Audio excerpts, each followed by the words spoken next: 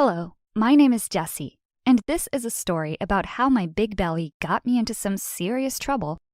I used to work as a waitress at a coffee shop. Everyone there called me Mrs. Fat Belly.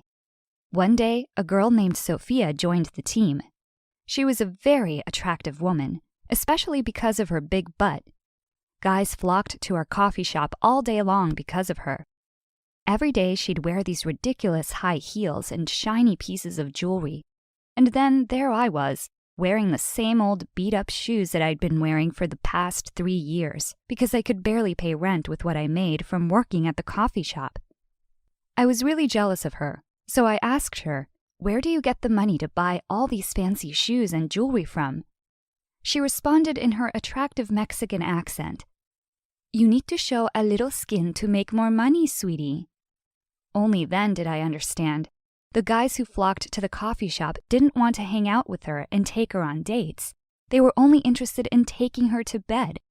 Suddenly, I felt so disgusted by her. As time went on, the coffee shop started making so much money, and all because of Sophia. People weren't even interested in buying coffee. They just wanted to check her out. The coffee shop manager approached me one day and said, "I think that it's clear our coffee shop needs more girls working here that look like Sophia. That's what'll bring us more money, and that's all I care about. So if you don't start dressing a bit more like her, then I'm afraid I'll have to let you go." I couldn't let that happen to me. I'd be broke. How would I pay for college and food even? I went to Sophia and said, "Teach me how to be a bit more like you, Sophia. Otherwise, I am going to get fired." "What do you mean, a bit more like me?" she asked. "You know exactly what I mean. I want those guys to want to spend the night with me. You know, like one-night stands and stuff," I said. Her facial expression said it all. She suddenly frowned and said, "I think you might have misunderstood my relationship with those guys." She then explained that she only dated those guys for 1 or 2 nights, and in return, they bought her gifts, took her out for dinner, and spent their money on her. It was just normal, casual dating, nothing more. The only difference was that it included some financial benefits for her.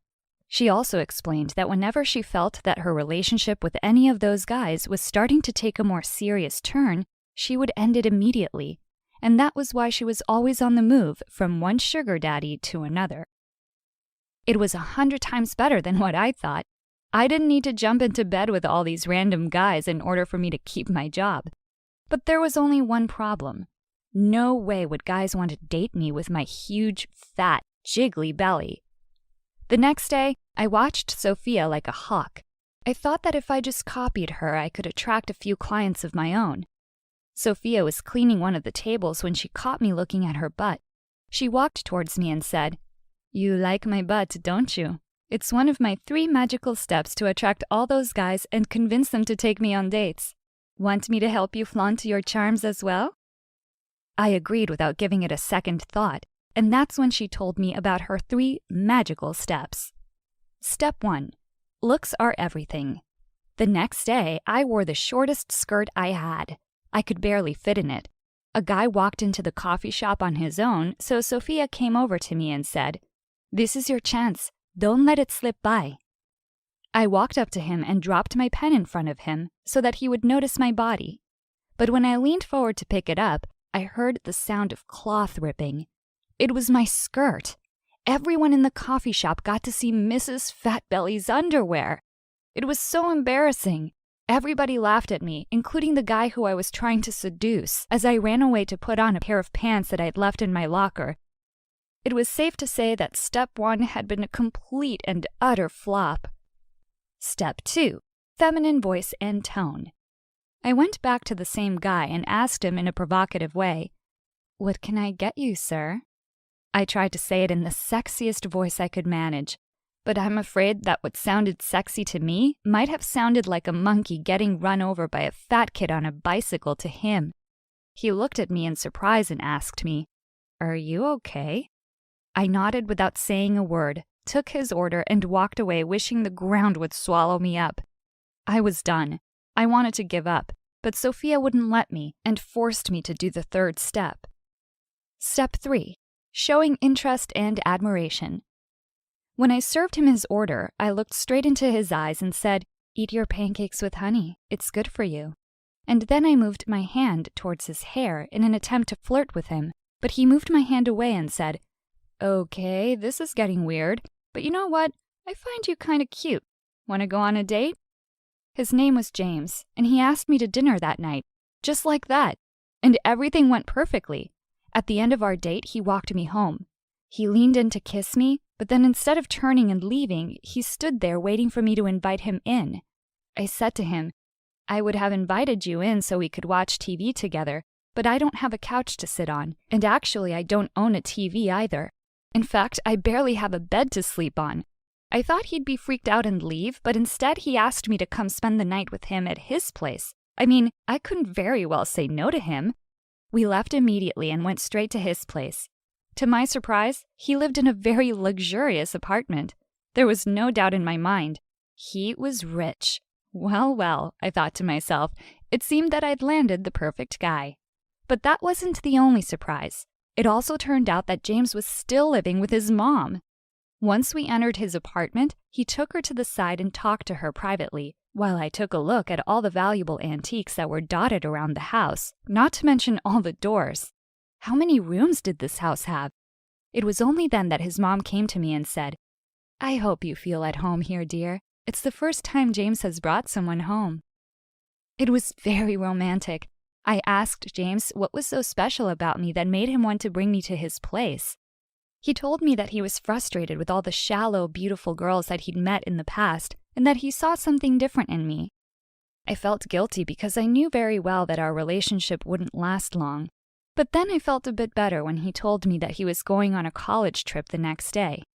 Maybe he would eventually meet some girl that deserved him more than I did. The next morning, James left without waking me up. There was an ivory piece in the passageway. I held it to take a closer look at it and thought to myself, it must be a really expensive piece. Maybe if I took it and managed to sell it. I heard his mom calling me suddenly. "Are you awake, dear? I made you breakfast. Join me, please." I didn't know where to hide the ivory piece, so I hid it under my shirt. I walked towards her cautiously for fear of dropping it. I was so paranoid she'd seen me holding it, but she surprised me and put her hand on my belly and said, "I know the secret that you're hiding." Sweat started to pour out of me. "What are you talking about?" I asked her. "I am not stupid, honey. I know why you are dating my son. It shows on your belly," she said. Did that mean that she knew what I was hiding? I was absolutely petrified. Admitting what I had done was my only way out. So I kneeled before her and begged her, "Please forgive me. I promise you that if you keep my secret, I will leave your son alone. He won't see me ever again." But she told me that she was happy about the news and that she had always dreamed about having a grandson and that there was nothing to feel sorry about. She congratulated me on the upcoming baby. I was shocked. I didn't understand what she was saying. Did she think I had a big belly because I was pregnant? That was the most ridiculous thing I'd ever heard. I left that place as fast as I could and headed straight to Sophia. When I told her everything that had happened, she Googled the piece that I'd stolen. I couldn't believe it. It turned out that it was worth $5,000. At first, I felt horrible as James had told me that he trusted me, and now I'd gone behind his back and betrayed him.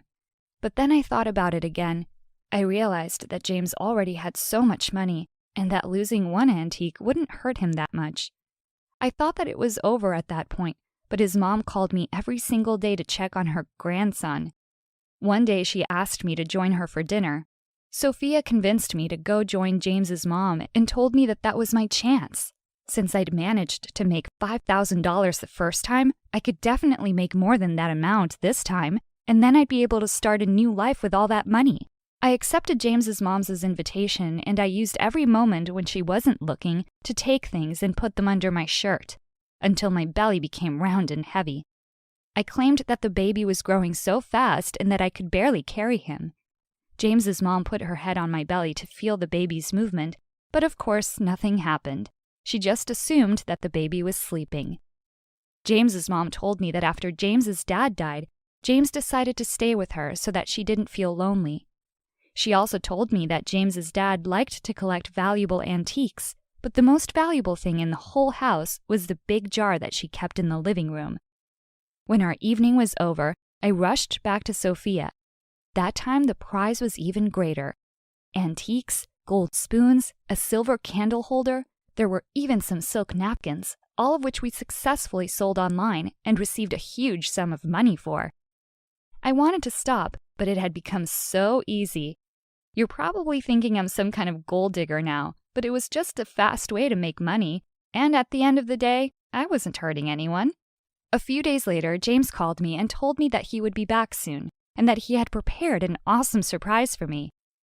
Me and Sophia had to leave town before he returned and realized what I'd done, but I couldn't stop thinking about that jar that James's mom had told me about. I wanted to go back and grab it. Why would they need a jar anyway when they lived in such a luxurious apartment?